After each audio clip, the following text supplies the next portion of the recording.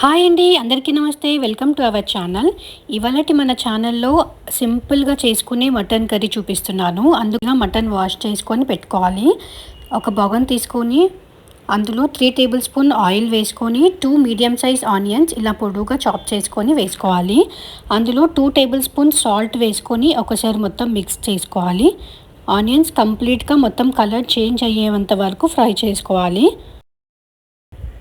4 పచ్చిమిర్చి ఇలా పొడుగా కట్ చేసుకొని వేసుకోవాలి.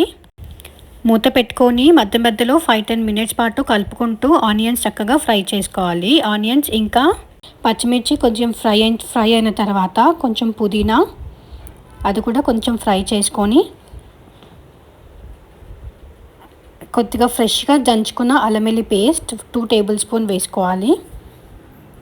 అల్లం వెల్లుల్లి పేస్ట్ కొంచెం పచ్చివాసన పోయిన తర్వాత 1/2 టేబుల్ స్పూన్ పసుపు వేసుకోవాలి.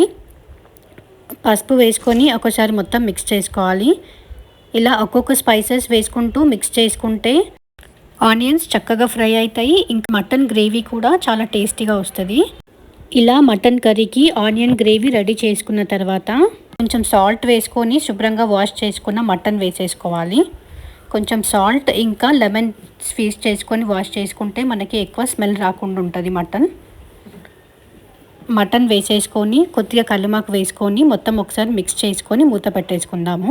వాటర్ కొంచెం రిలీజ్ అయ్యి వాటర్ ఇంకిన తర్వాత మన స్పైసీకి తగ్గట్టుగా కారం వేసుకోవాలి. 3 టేబుల్ స్పూన్ కారం వేసుకొని మూత పెట్టేసుకొని కొద్దిగా ఇలా వాటర్ కొంచెం ఇలా ఆయిల్ రిలీజ్ అయ్యేటప్పుడు మనకి మటన్ ఉడికేటట్టుగా వాటర్ వేసుకోవాలి. ఒక 1/2 లీటర్ వాటర్ వేసుకొని ఒకసారి మొత్తం మిక్స్ చేసుకొని 1/2 అవర్ పాటు మీడియం టు లో ఫ్లేమ్లో అడ్జస్ట్ చేసుకుంటూ మటన్ని మొత్తం కుక్ చేసుకోవాలి. మీరు సేమ్ ప్రాసెస్లో కుక్కర్లో అయినా చేసుకోవచ్చు.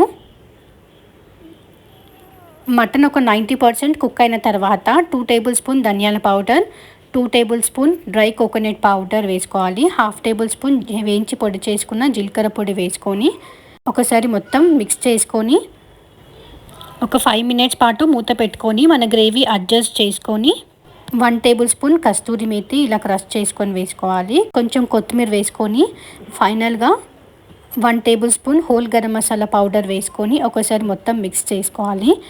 ఒక 5 మినిట్స్ పాటు మూత పెడితే మనకి ఇలా ఆయిల్ అనేది రిలీజ్ అవుతుంది. ఇప్పుడు స్టవ్ ఆఫ్ చేసుకొని సర్వ్ చేసుకుంటే సరిపోతుంది. బగారా రైస్లో, చపాతీలో, ప్లెయిన్ రైస్లో దేంట్లో అయినా చాలా టేస్టీగా ఉంటుంది. డెఫినెట్గా మీరు కూడా ట్రై చేసి మీకు ఎలా వచ్చిందో కామెంట్లో షేర్ చేసుకోండి. Thanks for watching. Thank you.